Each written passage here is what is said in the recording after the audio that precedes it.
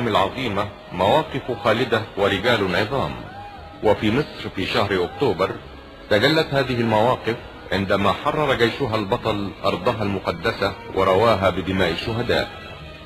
وفي حب مصر تقدم إذاعة جمهورية مصر العربية قصة واحد من هؤلاء الشهداء الأبطال، قصة الشهيد إبراهيم السيد الرفاعي. بحب مصر بنتلاقى ايادي بتضم ايادي، وكل جيل تحت الشمس مسك يا بلادي. بحب مصر بنتلاقى ايادي بتضم ايادي، وكل جيل تحت الشمس مسك يا بلادي. عمر الحريري في دور إبراهيم الرفاعي بالاشتراك مع الممثل القدير عبد الله غيث والفنانة الكبيرة أمينة رزق. المجد بنمشي وانت بدايتنا وبيتنا، لو الزمان ملمن نمشي ومعاك نوصل لبيتنا. يا بلادي يا بلادي يا بلادي. المعالجة الإذاعية والحوار محمد فيصل عبد المنعم.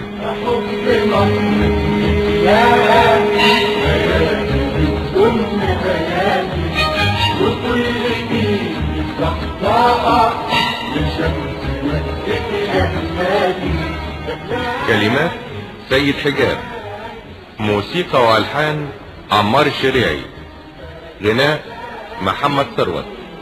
ابتديتي واديتي وتدور علينا نرد اديكي مهما تمنيتي يا طيبة يا ام الصابرين يا بلادي. الإخراج أحمد أبو زيد.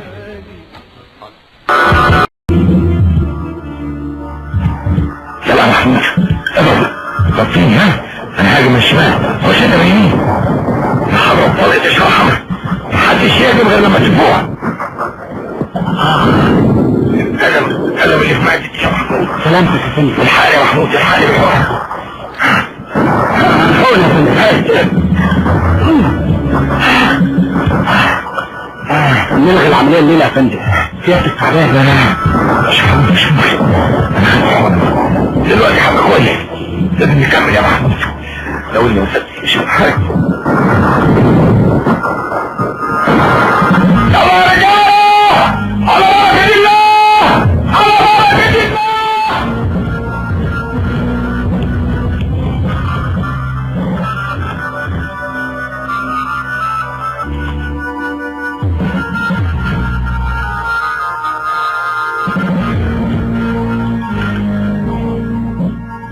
انا بعت لك النهارده يا ابراهيم عشان اهنيك.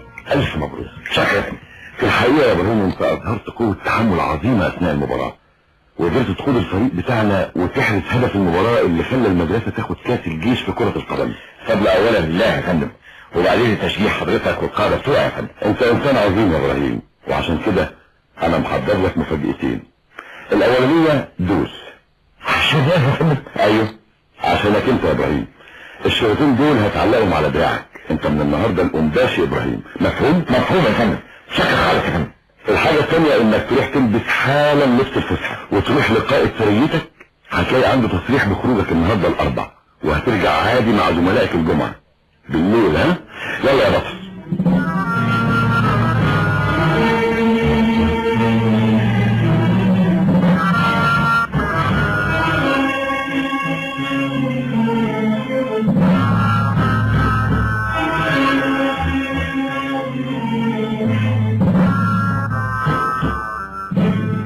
ايوه يا عم، ناس تخرج من الاربع وتترقى وتحط شرايط على دراعها، وناس تتحبس خميس وتخرج الجمعه الصبح.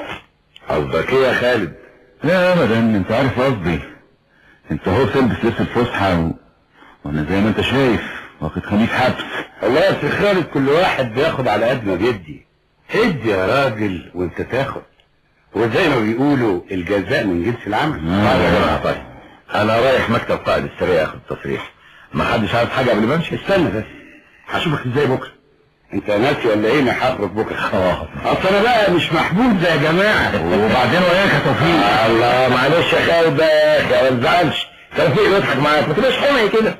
طيب عشان خاطرك بس هسيبه. يا سلام يا دمك الخفيف يا اخي. خلاص يا خلاص توفيق. الله مش كده بقى. انا هفوت عليك بكره. الساعه كام؟ على الساعه 6:30. ماشي، هستناك بكره 6:30.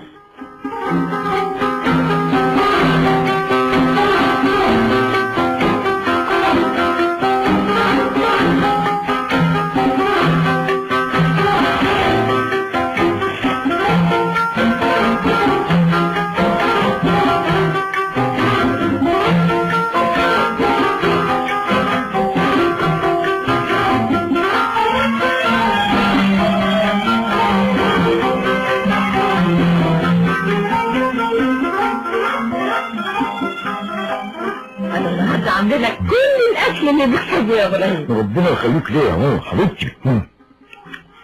مش ممكن تتصوري احنا بناكل ايه في المدرسه. بتاكلوا ايه يا ابراهيم؟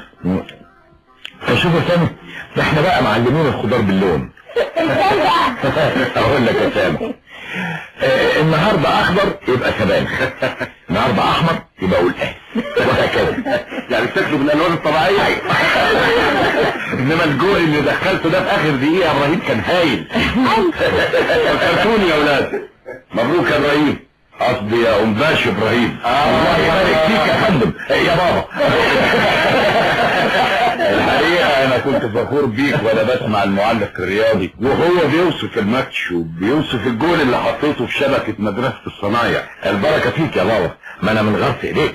اما انا بقى فكان قلبي حقيقه ساعه ما المذيع قال انك وقعت على الارض وانت تصور يا ماما، انا كنت لسه اصلي طالع من المستشفى العسكري بعد دور الانفلونزا اللي كانوا شاكين انه ملاريا ده. الحقيقه يا ابراهيم انا لو كنت مكانك في الظروف دي ما كنتش نزلت الملعب. ايه دي معقوله؟ المدرسه كلها كانت متعشمه فيا. لو حضرتك يا بابا شفت قائد السريه وقائد سريتي بالذات وزمايلي، كل دول كانوا حاطين عليا امل قد ايه، ما كانش ممكن ابدا اخيب املهم. عشان كده ما فكرتش لحظه واحده في نفسي. عن اذنكم بقى. عن اذنكم. انا فين يا ابني؟ اصل هفوت على توفيق صاحبي في ميعاد معاه.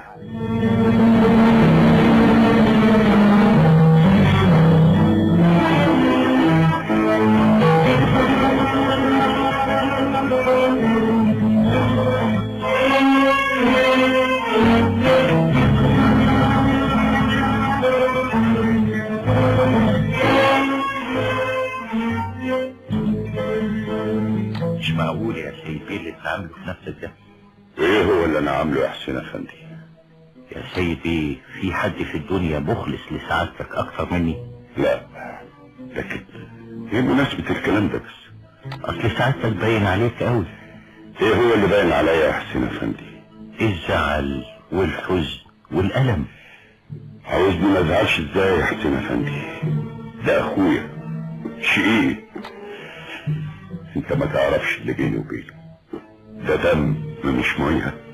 انا عارف يا سيدي ومتأكد من كل كلمة سعادتك بتقولها، لكن احنا بايدينا ايه؟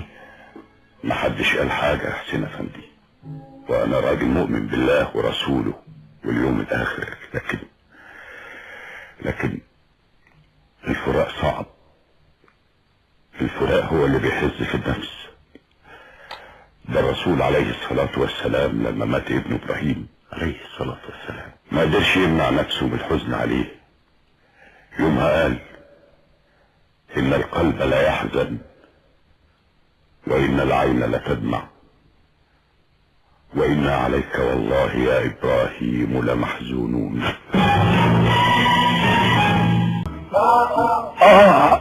يا رجل. يا ابني استحمل شويه. مش قادر. ابوك نزل يجيب لك الدكتور، زمانه جاي. مش قادر يا ماما، مش قادر. هو الدكتور ده اتأخر كده ليه؟ اهو الدكتور جه. روح يا نادية افتحي اوام. حاضر يا ماما. مساء الخير يا فندم. مساء النور، اي خدمة؟ اسف، هو توفيق موجود؟ نقول له مين؟ انا صاحبه ابراهيم. ايوه بس يا رجلي. ايه هو توفيق ماله؟ اصله وهو طالع السلم اتزحلق وقع على رجله ورمت. يا طب تسمح لي اشوفه؟ اتفضل. ايه يا تيفا؟ مالك يا تيفا؟ رجلي يا ابراهيم، رجلي. الف لا بأس عليك يا تيفا. طب استنى تعال هنا، مدد على الكنبه كده. ايوه كده. استحمل يا راجل.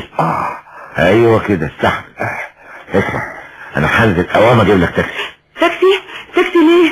ده بابا راح يجيب له الدكتور. والدكتور هيعمل ايه؟ ده توفيق لازم له اشعه وجبس وحاجات زي كده، ولازم يروح المستشفى العسكري. مساء الخير يا ابني. مساء النور يا طنط.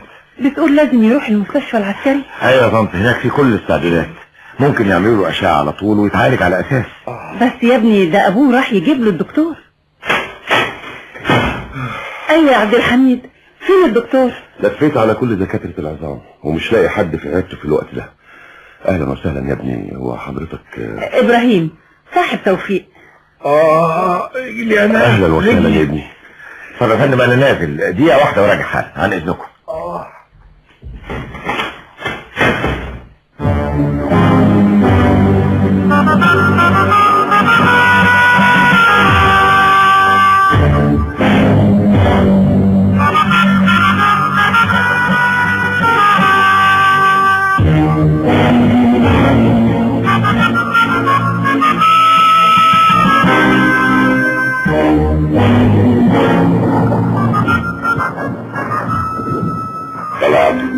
لما الناس تطلع على مهمة حقائق.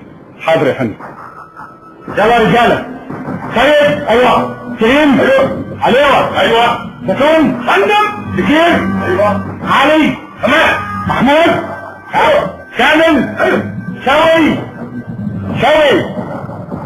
محدش فكر يا رجاله. يلا يا جماعه يلا، العدو هيحصلنا، اطلعوا على ناقص واحد يا فندم. ناقص واحد. مين؟ شوي ثابت يا فندم. طب انا هروح اجيب. مش معقول يا فندم. يعني ايه مش معقول؟ هتجيب واحد من هنا عندهم؟ اسمع، محمود وكامل يغطوني من هنا بالنار، الباقيين يطلعوا يستنونا في اللانش. انا هاخد معايا بكير واروح اجيب شوي. يا فندم. عبده مش عاوز مناقشه في الموضوع ده، انا هروح اجيب شوي، انتوا غطوني بالنار.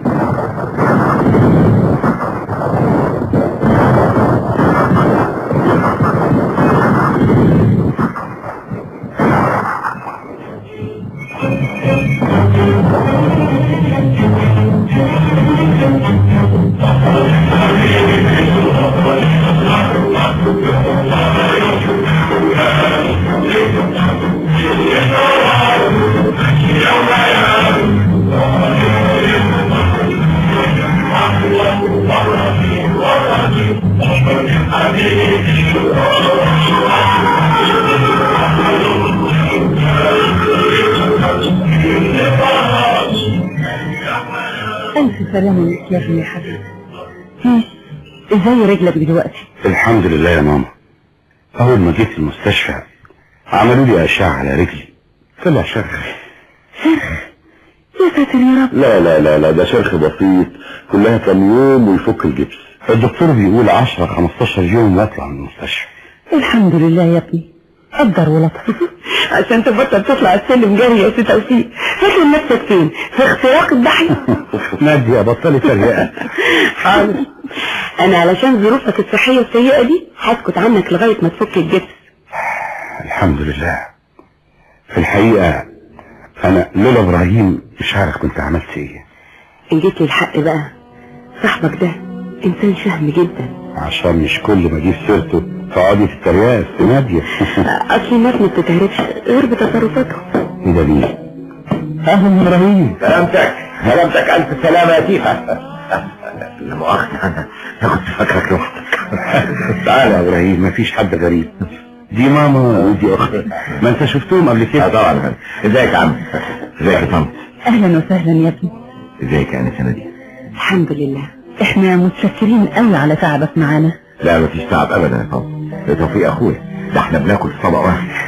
ربنا يا ابني ما يحرمكوش من بعض. الحقيقة انت جيت يا ابراهيم في الوقت المناسب، ده احنا لو كنا استنينا على توفيق ربنا وحده كان يعلم هيحصل ايه. فعلا، ده الدكتور قال لي احسن حاجة عملتها ان اديت على طول.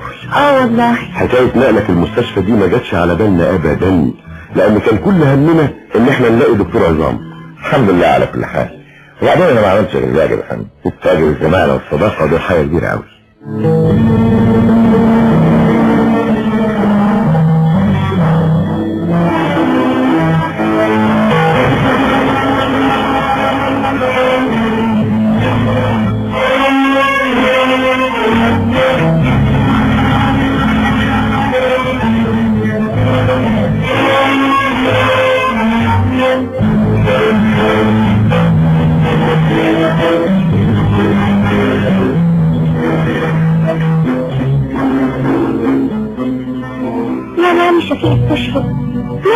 محدش عارف يا سامي، لكن حسب الجواب اللي وزارة الدفاع بعتته لبابا يعتبر مفقود.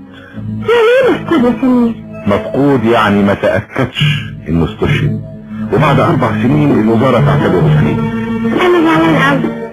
كلنا زعلانين يا سامي. اصل كنت بحب عم شفيق قوي، كان دايما يقعد يلعب معانا ويحكي لنا حكايات. ايه يا اولاد، سمعكم جايبين سيرة عمكم شفيق. فعلا يا بابا، سامي زعلان. سامي بس، كلنا يا سمير حاسين بألم كبير. يعني عم شفيق مش راجع يا بابا؟ العشم في وجه الله كبير يا سامي، والامل بابه مفتوح دايما، ومش بعيد نفتح عينينا يوم كده نلقاه في وسطينا.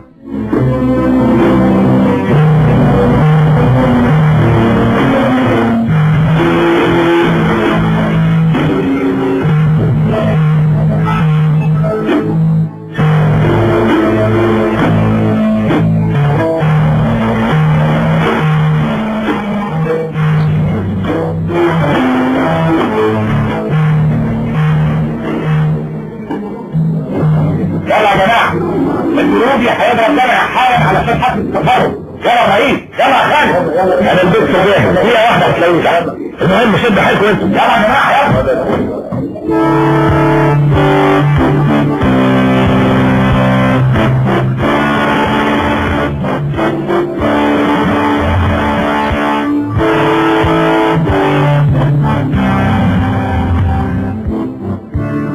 بمناسبة انتهاء العام الدراسي هتبيع أسماء الطلبة المتفوقين للحاصلين على الميداليات الذهبية: الشاويش محمود الشرقاوي ميدالية، القنفذي إبراهيم الرفاعي ميدالية اختراق الضاحية، كأس الرماية بالطبانجة، الرمانيس كيد لبطولة القوات المسلحة، كأس كرة القدم.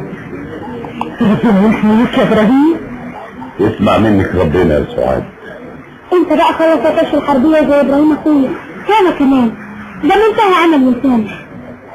احنا الاثنين ان شاء الله. بتقولوا ايه يا ولاد؟ لا ابدا يا بابا، بس فرحانين بابراهيم. المدرسة الثانوية العسكرية تهنئ الخريجين وتتمنى لهم حظ طيب في مستقبل حياتهم العسكرية.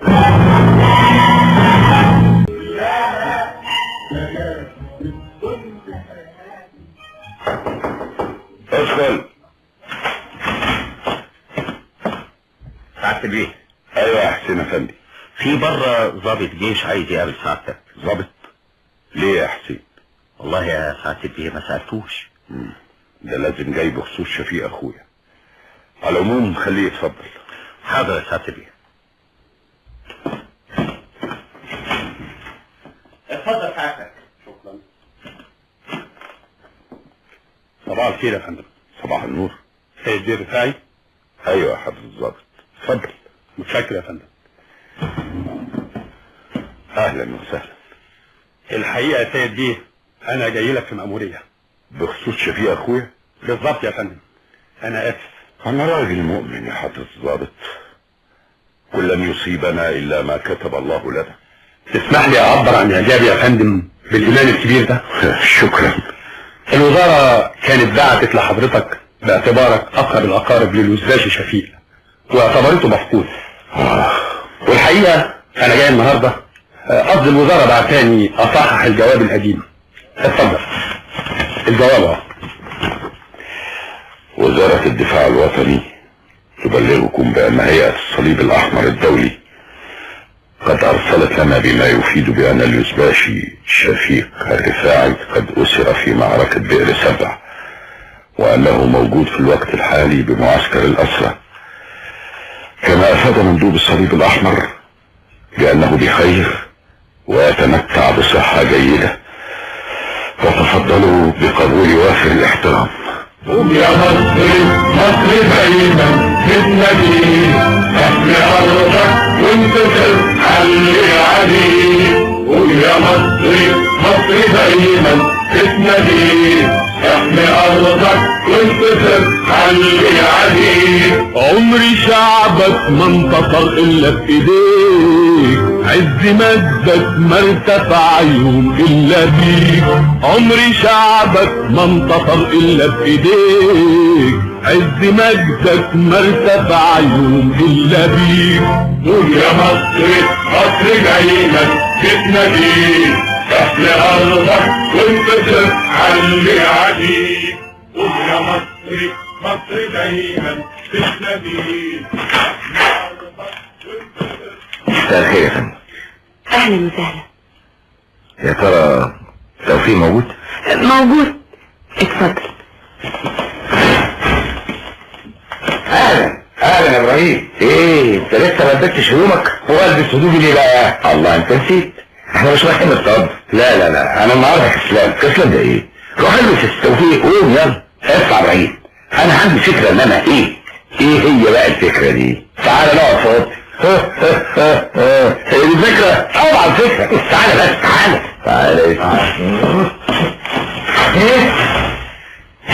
وادي يا احمد، ومخصوص الصيد يا اخي ابراهيم، الاجازه فاضل لنا فيها اسبوع، يبقى بكره ولا بعده ناخد بعضنا ونطلع نصطاد. طيب يا سيدي. الله، ايه ده؟ دي مذكرات الشهيد الباشا احمد عبد العزيز. ايوه كنت قاعد اقرا فيها. ابراهيم الراجل ده عظيم جدا، الانسان العظيم دايما بيدي قبل ما ياخد، والشهيد احمد عبد العزيز ادى كل شيء لبلده، ما فكرش في اي مكسب لنفسه. شوف يا ابراهيم، شوف الشهيد كاتب ايه في مذكراته. في الساعة 9 أول مايو قمنا باحتلال عن المنطار، ثم دخلنا خان يونس. كان الناس ينظرون إلى معداتنا وهم يفركون أعينهم من الذهول، وكأنهم لا يصدقون أننا هنا أخيرا. إنني فخور بروح فرقتنا. لقد سمعت جنديا من المتطوعين يقول لأحد الضباط متحدثا عن شهيدنا الأول فتحي إنه سعيد الحظ لأنه دخل في سجل الشهداء. وقفت أنظر إلى ضباطي وقلت لنفسي يحفظهم الله جميعا، وأعترف أني شعرت بالحزن عندما سألت نفسي ترى أيهم، وسمعت شيئا في داخلي يهتف بي قد تكون أنت. سلام، زي ما يكون قلبه حس. تعرف يا توفيق، الراجل العظيم ده أثر فيها تأثير كبير قوي. فعلا أثر فينا كلنا يا إبراهيم، كلنا بنشعر في أعماقنا من جوه إن أحمد عبد العزيز كان بيجسد القيم والأمال الكبيرة اللي دايما بتعيش جوانا في أعماق شعبنا الطيب. فعلا يا إبراهيم. اسمع يا توفيق. أيوه، اديني المذكرات دي، أنا عاوز أقراها كلها.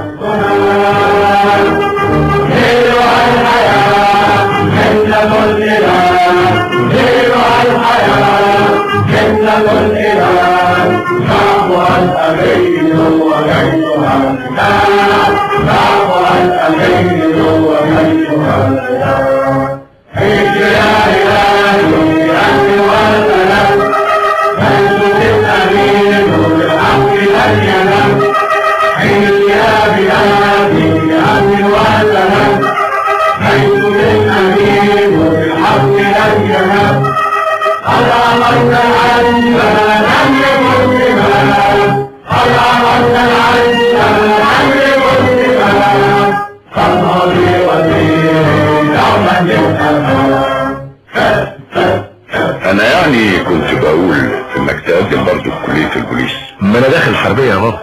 يا ابني كلها مواقع في خدمة البلد. انا شايف انك تقدم وبعدين انت اللي هتقرر.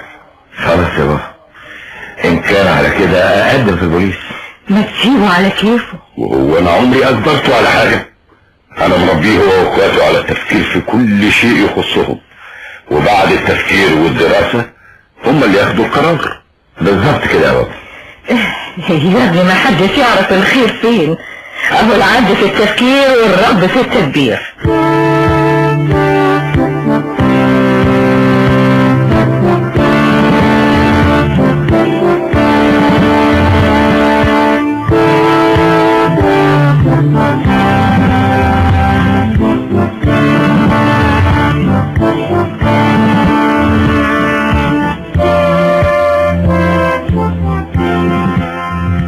اتفضل حضرتك يا بابا، روح بالسلامة.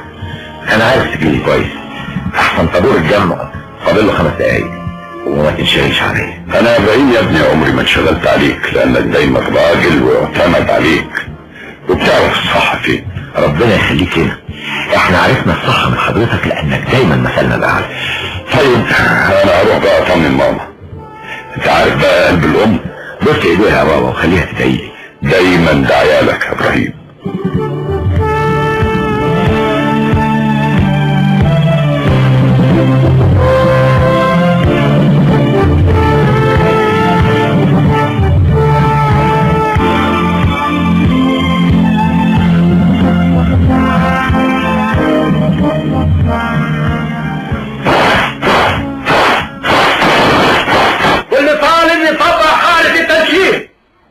هنحط سن نملة الدبانة في منتصف اسفل الغرض وباستقامة لأعلى.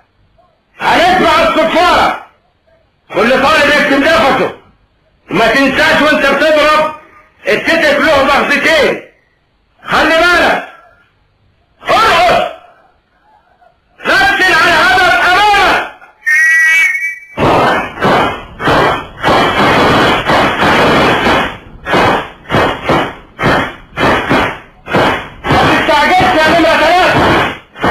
مفيش حد يجري وراه.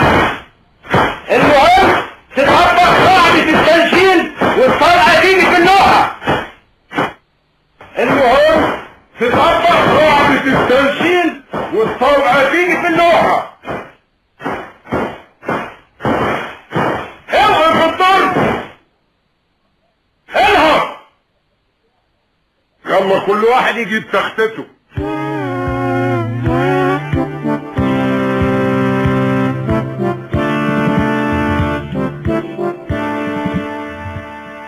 نمرة 1، اسمع. صلي الصاروخ علي كامل يا فندم. الضرب بتاعك مبعثر، انت ما طبقتش قاعدة التنشين كما يجب. المرة الجاية تحافظ على النقطة اللي بتنشن عليها. الطالب نمرة 2، اسمع. طالب تيمور بكير يا فندم. مش بطال يا طالب. نمرة 3، انت اول واحد خلص الذخيرة، كنت مستعجل. اسمع. طالب ابراهيم سيد رفاعة يا فندم. وريني تختتك يا متسرع. حاضر يا فندم. اهدى. في حاجة يا فندم؟ الضرب عظيم، ال5 طلقات في اصغر دايرة، ده ضرب واحد محترف. انت كنت بتلعب رماية قبل كده؟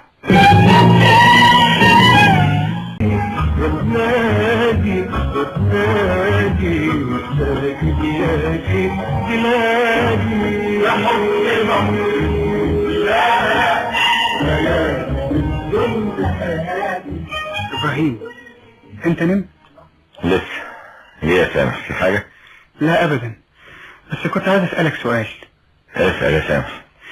عمي شفيق حكالي كتير عن ايام الحرب في فلسطين، وانا عارف انه شجاع. طيب ليه اتأثر؟ ليه ما كسبناش؟ عمك شفيق فعلا راجل شجاع، وزملائه كلهم زيه. صحيح احنا ما نعرفهمش، لكن هتلاقيهم كلهم زيه. طيب ليه بقى ما كسبناش الحرب؟ ده موضوع طويل يا سامح. كان نفسي اعرف، يمكن اقدر ارتاح. اسمع يا سامح، بكره لما تكبر هتعرف كل حاجة، لكن انا برضه هقول لك على قد ما اعرف. انت صاحي كويس وسامعني؟ طبعا صاحي وسامع. احنا اتفاجئنا بالحرب يا سامح لاسباب الجيش ملوش دخل فيها، وعشان كده ما كانش الجيش مستعد. يعني ايه مش مستعد يا ابراهيم؟ انت عارف يا سامح ان الانجليز محتلين البلد. ايوه، من بعد عرابي. انت الظاهر مذاكر التاريخ كويس. شوف يا سيدي، الجيش بتاعنا داخل فلسطين ولا عنده اسلحة ولا ذخيرة، وهم دول الاستعداد، وطبعا ما كانش من مصلحة الانجليز وقتها انهم يسلحونا، فهمت؟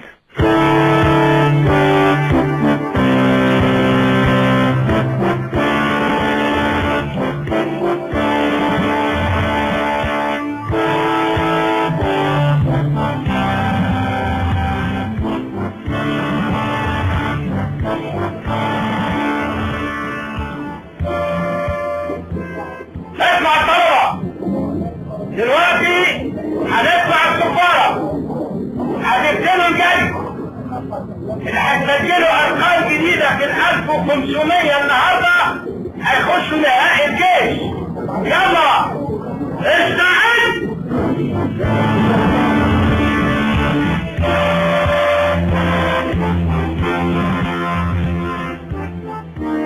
ايه ويعني مفيش غير ابراهيم؟ ايه بس مالك يا خالد؟ نفسي اعرف مالك ومال ابراهيم. هيكون بيني وبينه ايه بس؟ اصل يعني حاجة تفرس الرماية، وقلنا طول عمره غاوي صيد، كرة القدم وجاب الكاس للثانوية العسكرية وغلبت الصنايع، النهاردة كمان الماراثون وياخد بطولة الضاحية. طب يا اخي دي حاجة تفرحك مش تزعلك يعني، ده برضه مهما كان صاحبنا وزميلنا. ايه يا جماعة يعني في العمر بتتكلموا في ايه؟ لا ابدا، اصل خالد مش عاجبه حاجات كده يعني. مش عاجبه حاجات كده يعني زي ايه يعني؟ اصل بيقول الرماية والكورة والضاحية كمان. الحمد لله، ولئن شكرتم لأزيدنكم. خالد بيهزر على العموم، انا عارفه كويس اوي، مش كده يا خالد؟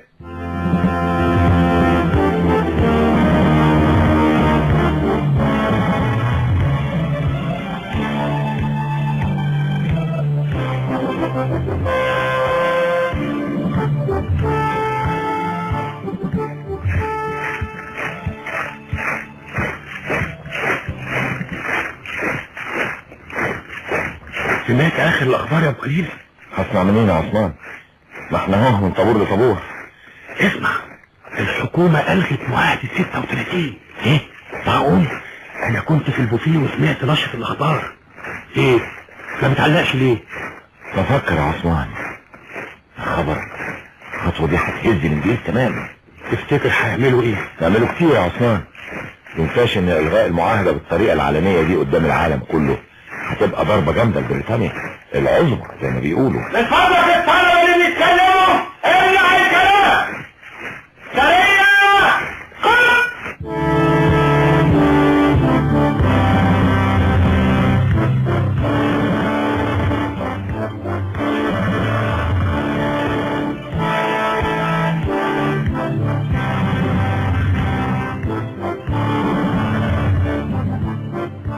ايوه يا حسين افندي، البلد كلها فرحانة بإلغاء معاهدة سنة 36. انما ايه سبب الغائها دلوقتي يا سعادة البيه؟ السبب واضح يا حسين افندي، الظروف اللي اتعملت فيها المعاهدة اتغيرت.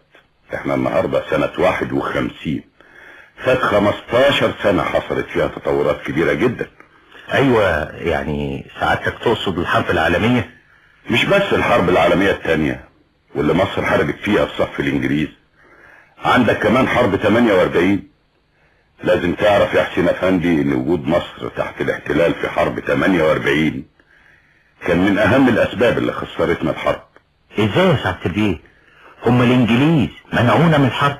لا صحيح، هم ما منعوناش من دخول الحرب، لكن بموجب معاهدة سنة 36 كان المفروض ان بريطانيا تساعدنا في الحرب وتقف معنا بالسلاح والذخيرة وبكل الطرق. نص المعاهدة بيقول كده. لكن طبعا هي ما عملتش حاجة من دي اطلاقا، بل العكس هو اللي حصل.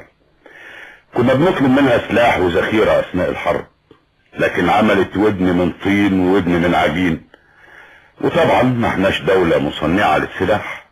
والله ده صحيح يا سيد بيه. عشان كده يا حسين افندي، مصر بعد حرب فلسطين وجدت ان المعاهدة ملهاش قيمة عملية، فالحكومة لغتها. طيب ودلوقتي بريطانيا هتعمل ايه؟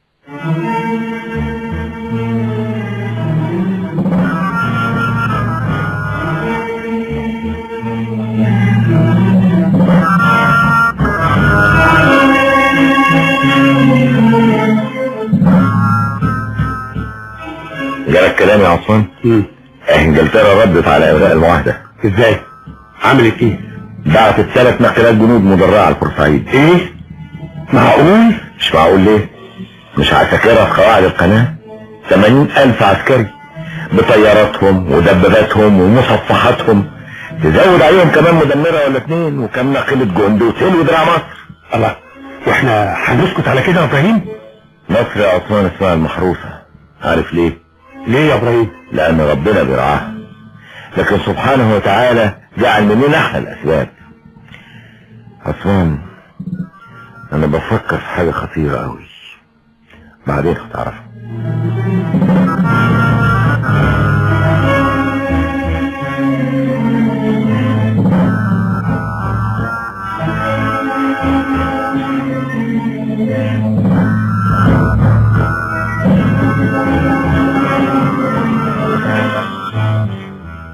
الله، لكن انت ما اكلتش خالص.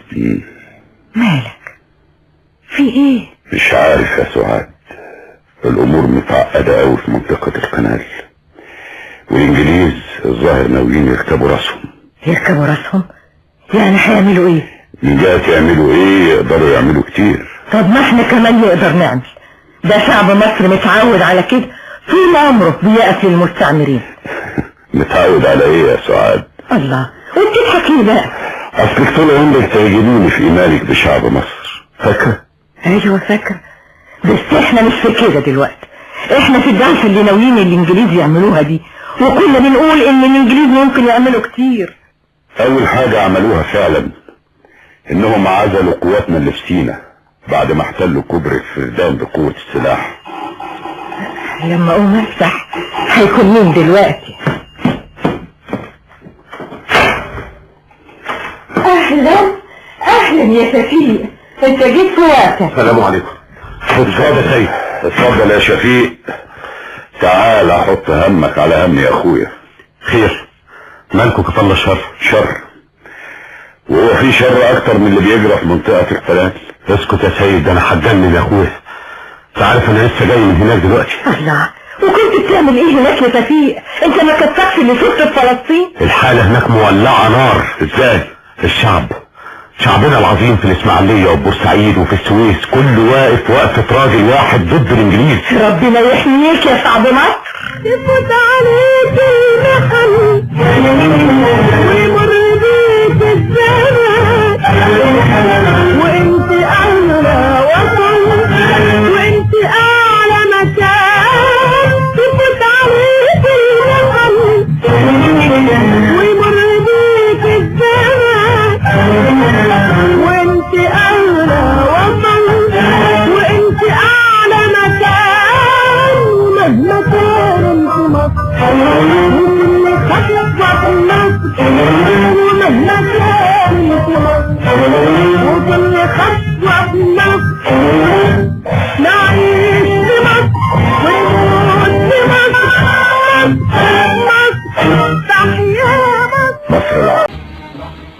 والأدهى من كده عم شفيق بيقول ان الانجليز هاجموا القوة المصرية الصغيرة اللي كانت بتحرس كوبري الفردان واحتلوه عشان يعزلوا قواتنا اللي في العريش. ياه، ده الموضوع دخل في دور الجد يا ابراهيم. ايوه طبعا، الظاهر ان الاستعمار لما بيلاقي مقاومة شعبية بيفقد اعصابه ويبتدي يتصرف تصرفات عصبية. لكن كويس ان الشعب في مدن القناة واقف الانجليز.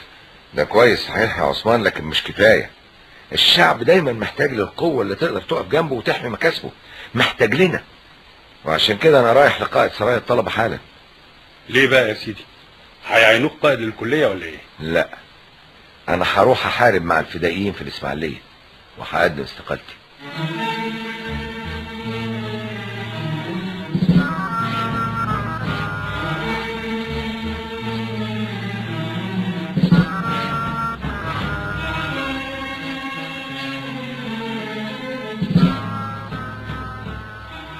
تستقيل ازاي يا ابراهيم؟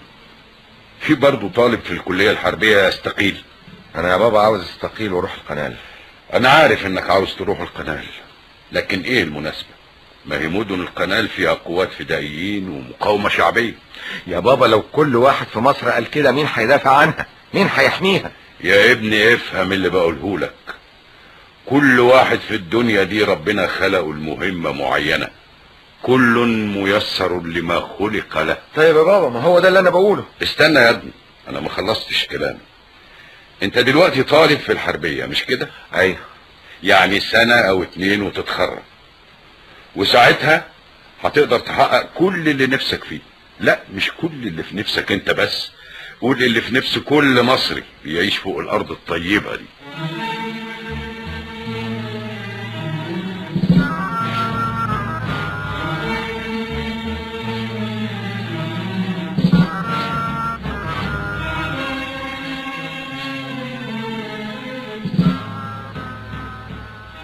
ايه ده؟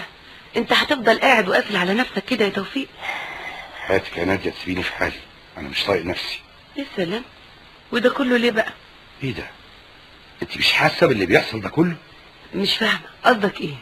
اتفضلي يا ستي شوفي الجرايد كاتبه ايه النهارده. كاتبه ايه؟ اضراب العمال المصريين اللي عاملين في معسكرات القناه. الجنود الانجليز يفتشون وحدات الجيش المصري المتجهه الى سيناء. تصاعد حركه الفدائيين المصريين في الاسماعيليه ونفيش. ياه، ده الموضوع باين عليه جد قوي. طبعا يا نادية. تعرفي يا نادية انا بفكر في ايه؟ عارف، عاوز تروح تتطوع مع الفدائيين في الاسماعيليه. بالظبط كده. احنا عندنا في كلية التجارة مشكلين وحدة للفدائيين وهتسافر القناة. انا لازم انضم ليها، ده احسن حل. وهتسيب دراستك يا توفيق؟ مفيش دراسة غير لما كل حاجة تتظبط يا نادية. ايه فايدة الدراسة والكلية والمذاكرة والنجاح؟ ايه فايدة ده كله؟ عشان نتخرج ونلاقي بلدنا بيتحكم فيها الانجليز؟ ايه تقدري تفهميني دلوقتي ايه اللي بيضحكك؟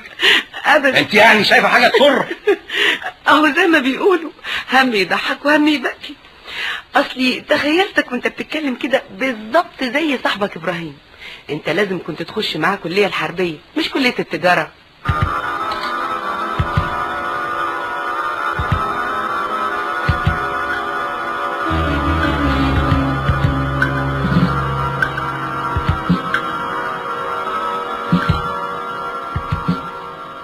اسمع كولونيل جنرال، المصريين مش ممكن هيسكتوا الا لو شافوا عين همرة قدامهم. مفهوم؟ مفهوم جنرال، بس هنعمل ايه اكتر من كده؟ تفتيش بنفتش، اعتقال بنعتقل، ناس في بيوت بننسف، مصادرة سلاح بنصادر. كولونيل اكسحم، انت بقالك هنا في مصر كام سنة؟ 1 سنة جنرال. يبقى تسمع كلامي. انا بقالي هنا في القاعدة 3 سنين، وقبل كده كنت في الهند. هناك الناس ما بتخافش ابدا غير من قوة، من نار الحديد. كولونيل يعني سعادة جنرال يؤمر بيه؟ تعال هنا، قرب من خريطة. شايف كاريا دي؟ شايفها جنرال. عظيم كولونيل اكسام. الكاريا دي كفر احمد عبده. طب ايه علاقة جنرال قرية كفر احمد عبده؟ الصبر، هتعرف فعلا كولونيل. الكاريا دي قريبة لمعسكراتنا هنا، يطلع منها فدائيين مصريين اللي بيهاجمونا.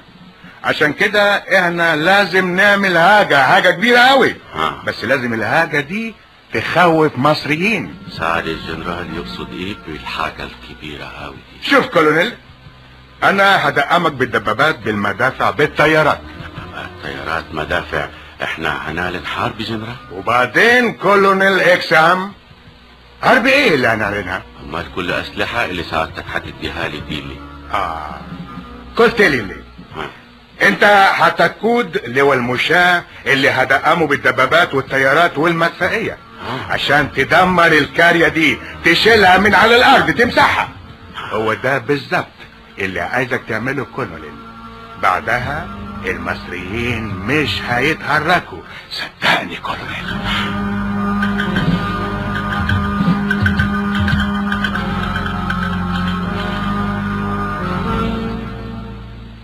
ابراهيم، انت نمت؟ مش ليه نوم. طب ما تزقش، وايه اللي مصحيك؟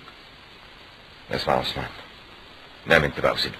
ما انا مش ممكن هنام غير لو عرفت مالك وايه اللي مصحيك لغايه دلوقتي. اللي مصحيني مصحي مصر كلها يا عثمان. قلبي مع رجاله في الاسماعيليه وفي السويس. بس في الاسماعيليه والسويس؟ قصدك ايه؟ انت باين عليك فايق ورايق دلوقتي. لا يعني انا اقصد كنت يعني فاكر ان قلبك هنا برضه، حته منه يعني هنا في مصر، ولا انا غلطان؟ اسمع، انت احسن حاجه تعملها انك تشد البطانيه على راسك وتنام. تصبح على خير.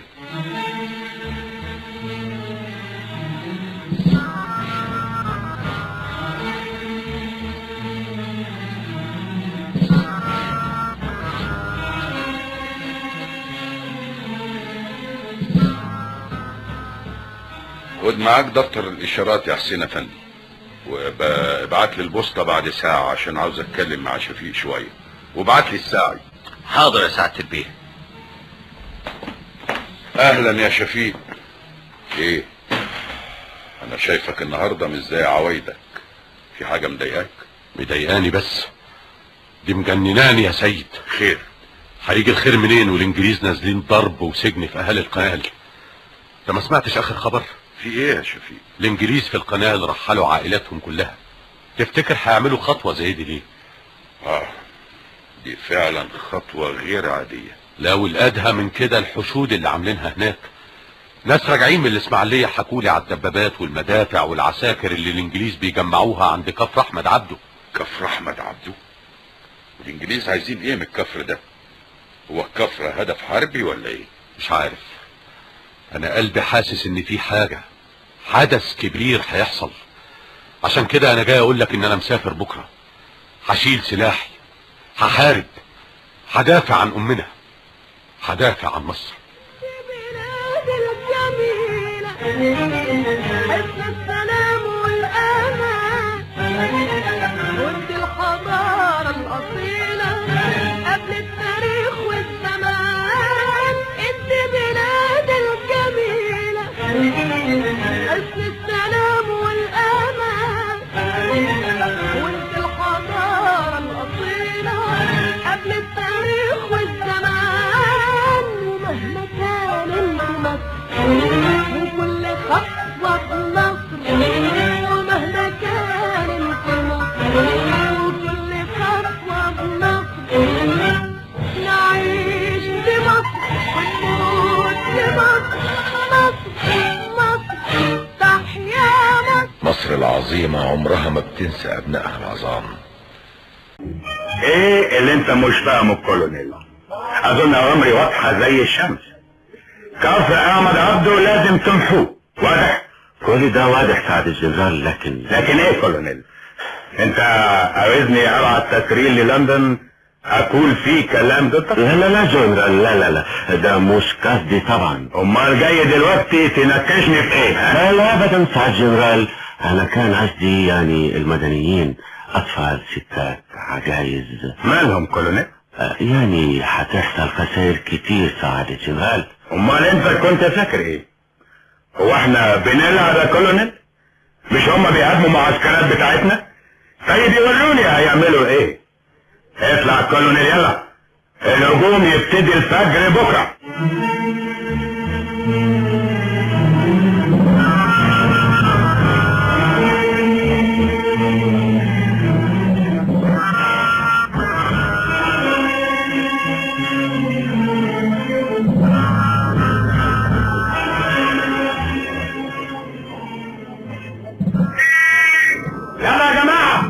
انتوا عارفين ان الماتش اللي جاي ده ماتش مهم جدا، لان تيم سلاح الفرسان تيم جامد واخد بطولة الجيش الكام سنة اللي فاتت.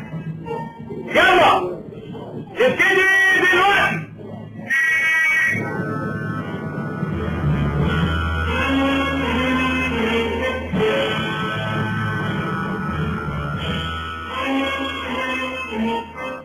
الطالب ابراهيم الرفاعي اسمع عندي لو سمحت. ايه يا فندم؟ ابراهيم. لا مفيش حاجه. ليه؟ لا اصل شايفك مش على طبيعتك النهارده. ايه، في حاجه مزعلك؟ لا ابدا يا فندم، بس انا متضايق شويه. معلش انضم للفريق. ما تنساش يا ابراهيم انت هداف الفريق.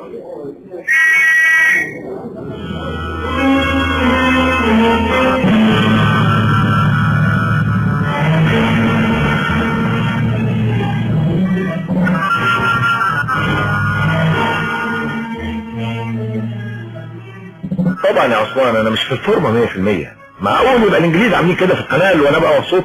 ايوه انا معاك يا ابراهيم، بس احنا في ايدينا ايه؟ في ايدينا كتير يا عثمان. في ايدينا نروح نشيل سلاح ونحارب، ندافع عن اهلنا هناك. يا عم شفيق راح الاسماعيليه واتطوع مع الفدائيين، انا مش اقل منه. يا ابراهيم مش حكايه اقل ولا اكتر. امال الحكايه ايه يا عثمان؟ المهم دلوقتي ان احنا نشوف مذاكرتنا ونتعلم اكتر عشان نتخرج ونبقى ضباط، وساعتها تكون خربت مالطا يا صاحبي. لا ابدا، وساعتها هنحارب كضباط كقاده، وكله عشان مصر. هو احنا بنعمل كل حاجه ونستحمل كل حاجه عشان مين؟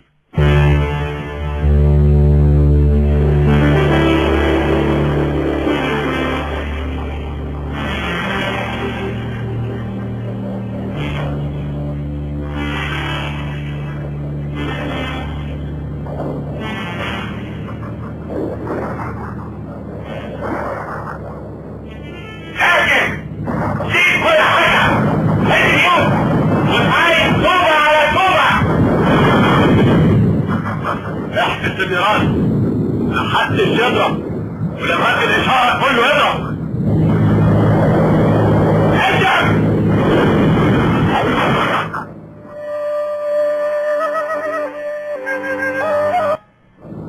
الو هل تسمعني؟ الو فهد اسمعك بوضوح. الو ازاي الحال عندك؟ الو فهد مسحنا نص كفايه من على الارض. عظيم كولونيل عظيم. انت من؟ مستمرين جنرال، جنودنا يقتلون اطفال ونساء. عظيم هايل. استمر. انا اهنيك كولونيل، انا هبعت لندن اجيب لك ترقية. انتهى.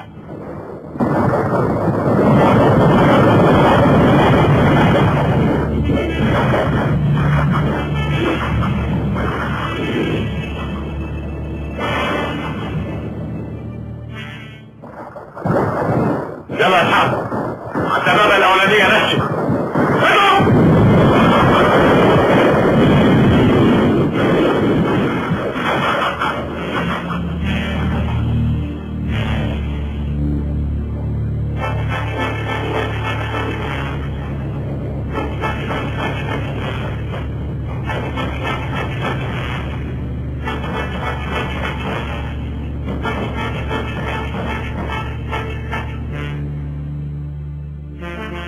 هنا القاهرة.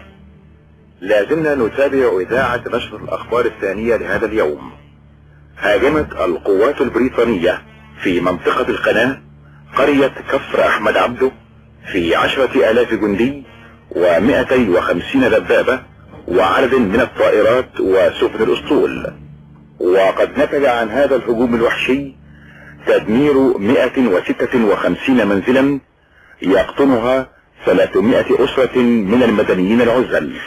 هذا الراديو فرق الإنقاذ. وادي الراديو اهو. دي وحشية، ازاي هاجموا المدنيين؟ هو كفر احمد عبده ده بقى هاجم عسكري؟ ده شيء لا يمكن السكوت عليه، دي جريمة يعاقب عليها القانون الدولي. حرام يا ابني ما تنفعلش قوي كده، الدكتور كان قايل لي ان الانفعال الشديد متعب لمعدتك. يا ابراهيم انا قلت لك كده برضه، كل شيء يتحل بالهدوء. وهجيب الهدوء منين يا بابا؟ انا بتقطع من جوه وانا بسمع اللي بيحصل ده. اجيب صبر منين؟ اجيب هدوء منين؟ الله مالك يا ابني؟ سلامتك الف سلامة. عديت يا انا معلش يا حبيبي يا ابني. فين التليفون لما اكلم الدكتور؟ مفيش داعي للدكتور يا بابا، انا عارف انا عندي ايه، واللي تعبني ما ينفعش فيه دكاترة العالم كله.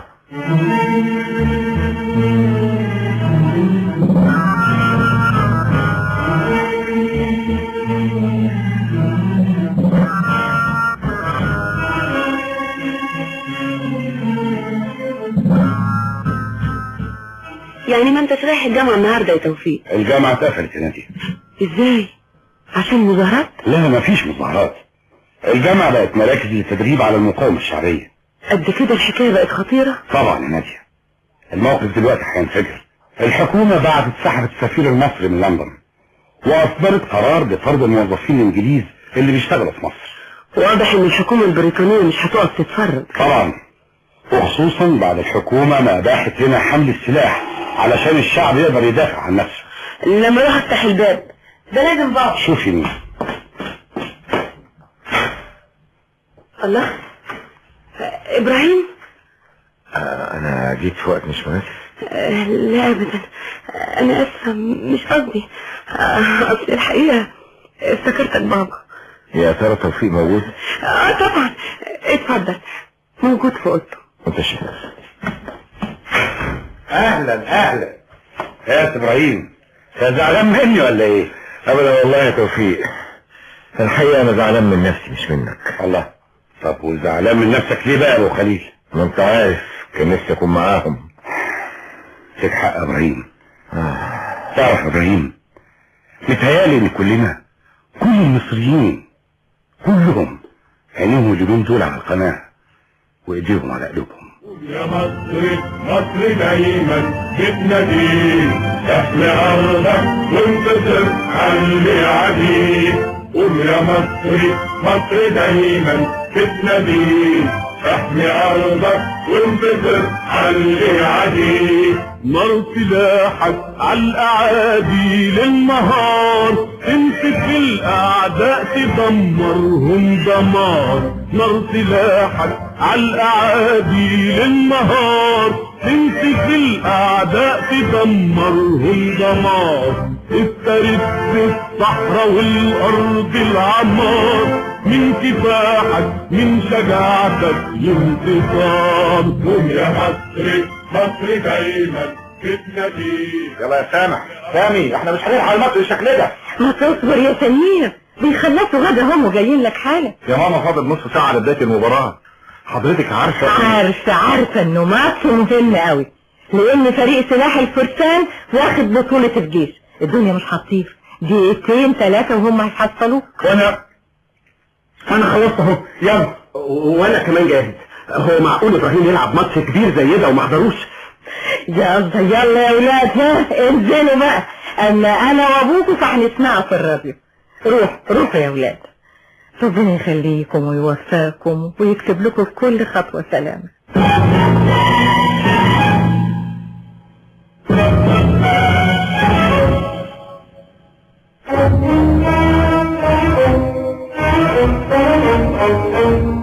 مصر العظيمة عمرها ما بتنسى أبنائها العظام اللي عمرهم ما بيخلوا فيهم بدمهم عليها. مصر دايما بتضم ولادها اللي فادوا حياتها بدمائهم، بتضمهم في حنان وحب، بتحطهم في حنايا ضلوعها، لأن الأم العظيمة عمرها ما بتنسى ولادها المخلصين. ولا لينا أم غيرك ولا ليك حن منا، ومصرنا مش مصريك ولا شيء يفرقنا بينا. ولا لينا أم غيرك ولا ليك حن منا، مصرنا مش مصريك ولا شيء يفرقنا بينا. وفوقينا نوجينا في هواك دوبي فينا، وبحضنك ضمينا يلي حضنك أملنا. وفوقينا نوجينا في هواك. تسجيل الموسيقى والألحان فرقة موسيقى الإذاعة بقيادة أحمد فؤاد حسن.